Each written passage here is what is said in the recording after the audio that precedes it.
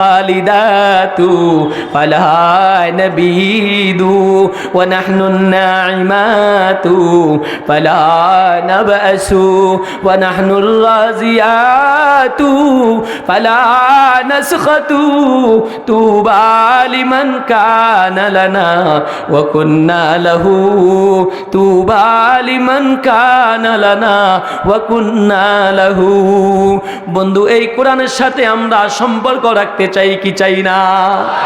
এই কোরআনের সাথে সম্পর্ক রাখতে কোরআনওয়ালার খেদমত করতে কি লাভ? একটা ঘটনা বলে শেষ করব, থাকবেন না ইনশাআল্লাহ? আলহামদুলিল্লাহ, আমাদের আজকের প্রধান অতিথি, আমি স্টেজে আসার আগেই হুজুর চলে আসছেন, আল্লামা মুফতি সিবগাতুল্লাহ নূর সাহেব বারাকাল্লাহু ফি হায়াতি। অত্যন্ত চমৎকার আলোচনা করেন ইনশাআল্লাহ। আমরা হযরতের আলোচনা শুনেই এখান থেকে যাব ইনশাআল্লাহ। আমি আর অল্প সময়ের মধ্যে শেষ করব, একটা ঘটনা বলেই শেষ করব, বলতাম না ইনশাআল্লাহ? জায়গা হয় না, আমরা একটু সামনে যদি আগাই বসিয়ে, যে সামনে অনেক জায়গা খালি আছে, সুন্দর হবে ইনশাল্লাহ। সবাই একটু জিকিরের সাথে সামনে আগায়। শুনেন, অনেকে আবার মাথা লড়ায় কিন্তু পিছনের অংশ লড়ায় না, ওইটা না লড়লে তো জায়গা লড়বে না।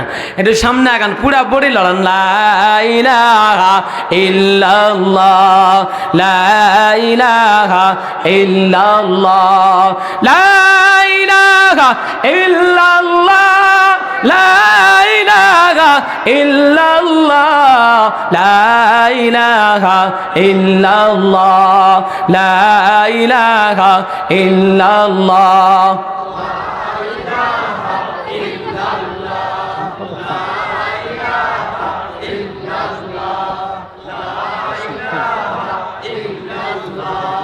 لا إله إلا الله لا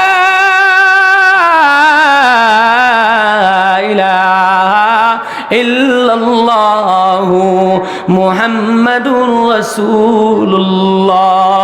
সুলতান মাহমুদ গজনবী আল্লাহ ওয়ালা বুজুর্গ একজন বাদশাহ, দেশপ্রেমিক বাদশাহ, তাহাজ্জুদ গুজার বাদশাহ, কোরআন তেলাওয়াত বর্ণেওয়ালা বাদশাহ, মদিনার সনদ দেশ সালানেওয়ালা বাদশাহ। এই সুলতান মাহমুদ গজনবী রাস্তার পাশ দিয়ে একদিন হেঁটে যায়, দেখে একটা ছেলে কোরআনে কারীম হাতে নিয়া শীতের মধ্যে কাঁপতেছে আর দাঁড়ায়া দাঁড়ায়া তেলাওয়াত করে। সুলতান মাহমুদ গজনবী ডাক দিছে, রে বাবা, এত রাত্রে কোন কোনে ঠান্ডার মধ্যে দাঁড়ায়া, গায়ের মধ্যে ঠান্ডার কোনো সোয়াটারও নাই রে, এত রাত্রে এখানে দাঁড়ায় কোরআন পড়ো, তুমি কোন মাদ্রাসায় পড়ো? তোমার বাবা কি করে? এত রাত্রে এখানে কেন পড়ো? আল্লাহু আকবার, আল্লাহু আকবার। এবার সুলতান মাহমুদ গজনবী রহমতুল্লাহ আলাইহি জিজ্ঞাসা করার পর ছেলেটা কয়, হুজুর, রাস্তার পাশে মাদ্রাসায় আমি পড়ি, বাবা একজন গরিব, এত রাত্রে এখানে কেন পড়ো?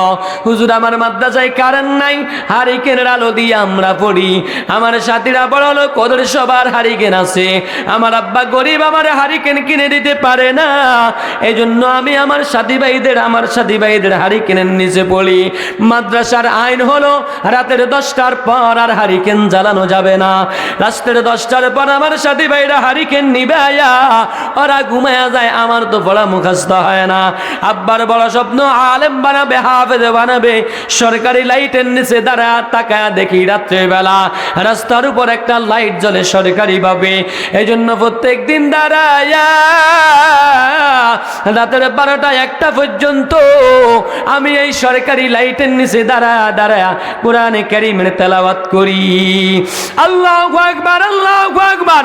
সুলতান মাহমুদ গজনবী বলে, বাবা, আগামীকাল সকালে আমার রাজ দরবারে যাইও, আমি এই দেশের বাদশাহ, আমার শাসন আমলে তুমি এত কষ্ট করে যদি কোরআনটা পড়ো, ময়দান মাহশরে আল্লাহর দরবারে আমি কি জবাব দিব?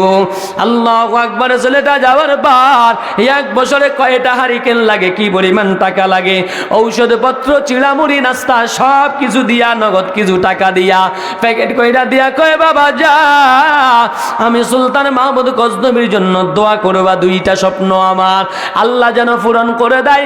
কোরআনওয়ালা তোমার দিল, তোমার জবান বড় পবিত্র, তোমাদের সম্পর্ক আল্লাহর সাথে। এক নম্বর দোয়া করবা, আমি জীবনে আমার নবীকে স্বপ্ন যোগে দেখতে চাই, আল্লাহ যেন আমার নবীকে স্বপ্ন যোগে দেখায়া দেয়। দুই নম্বর আশা হলো আমার নবীকে স্বপ্ন যুগে দেখার পর জিজ্ঞাসা করতাম এই জমিনে শ্রেষ্ঠ লোক কারা, আমি আজীবন ওই শ্রেষ্ঠ লোকগুলার খেদমত করতাম।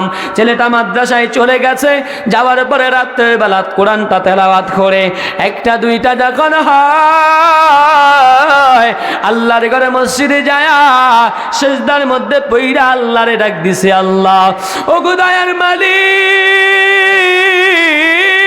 সুলতান মাহমুদ গজনবী আমার সব প্রয়োজন পুরা করে দিছে, আমার কোরআন পড়ার ব্যবস্থা করে দিছে আল্লাহ, সুতরাং তুমি তার জীবনের দুইটা স্বপ্ন আল্লাহ পূরণ করে দাও।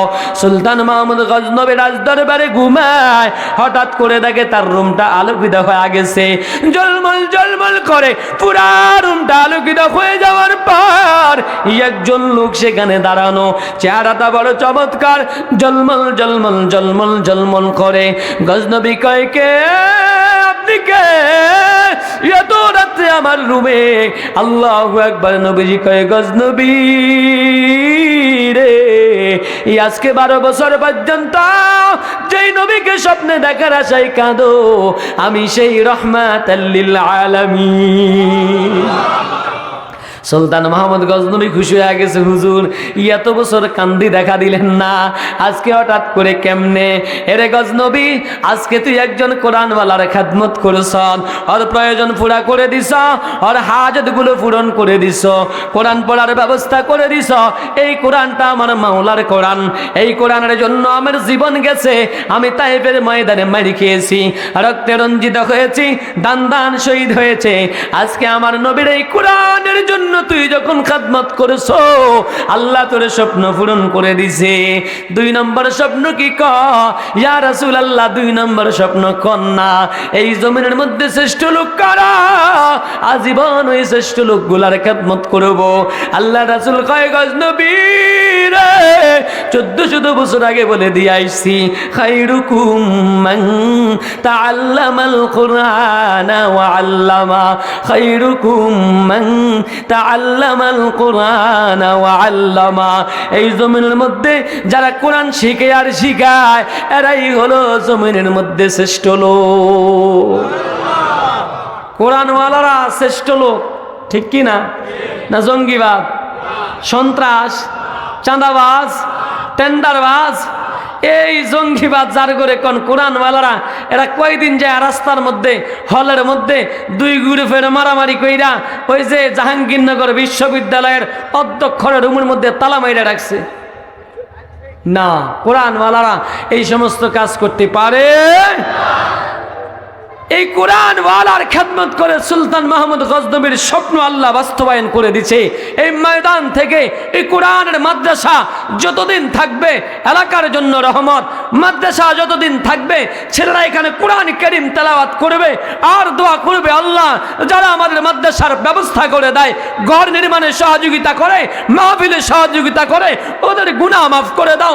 প্রত্যেক দিন শিক্ষকরা ছাত্রদেরকে নিয়ে দোয়া করে, আল্লাহ এই এলাকার উপর খাস রহমত নাজিল করো, মুরব্বীরা যারা চলে গেছে কবরে আযাব মাফ করে দাও, যারা মানুষ এখনো জীবিত আছে হায়াত বৃদ্ধি করে দাও, অভাব-অনটন দূর করে দাও, অসুস্থ থাকলে সুস্থ করে দাও। এই দোয়ার বিনিময় আল্লাহ তাআলা আমাদেরকে সুখে আর শান্তিতে রাখেন। জোরে কোন ঠিক কি না? কার চুল্লায় সিন্নি খাইছো মোল্লা চিনলা না, কার চুল্লায় সিন্নি খাইছো মোল্লা চিনলা না। যারা কোরআন ও হাদিসের ওলামায়ে কেরামের মাদ্রাসা মসজিদের বিরুদ্ধে কথা কয়, বুঝবেন এদের বয়স 60 হয়ে গেছে। কি হয়ে গেছে? 60 বুঝছেন নি? একটা দৃষ্টান্ত দেই। এক কলেজের অধ্যক্ষ স্যার ক্লাসে যায় ছাত্রদেরকে কয়, আমার একটা অঙ্ক, উনি গণিতের স্যার, আমি তোমাদেরকে একটা অঙ্ক কমু, তোমরা আমার এটা সমাধান দিবা। বলে, স্যার কি অঙ্ক? আমি প্রত্যেক দিন 11টা বাজে তোমাদের ক্লাসে ঢুকি, 12টা বাজে বাইর হই, কও তো আমার বয়স কত? এটা কি কোনো প্রশ্ন হইল? একটা কয়, স্যার অনেকক্ষণ সবাই একটা দিকে তাকায়, কি স্যার এটা কি প্রশ্ন করলো? সর্বশেষ একটা কয়, স্যার আমি কইতে পারবো। ক আপনার বয়স 60 বছর। কিরে আসলে তো আমার বয়স 60 বছর, কিন্তু তুই জানলি কেমনে? কেমনে কইতে পারলি? চাই সূত্রটা কত? কসার সূত্র একদম সোজা ফানিবাদ। কেমনে? আমার বাড়ির পাশে একটা পাগল আছে, ওর বয়স 30 বছর, হইলো আধা পাগল। তো চিন্তা করলাম আপনি যে প্রশ্ন করছেন আপনি তো পুরা পাগল, তো আপনার বয়স 60 বছর। জোরে কোন কথা দেখি না। আল্লাহ হেফাজত করুক, জোরে কোন আমিন। তাহলে এই কোরআনের খেদমত সুলতান মাহমুদ গজনবীর মতো আমরা করতে রাজি আছি তো ইনশাআল্লাহ? এই ময়দান থেকে একজন লোক চাই কোরআনের খেদমত করার জন্য, এই কোরআনের মাদ্রাসার জন্য।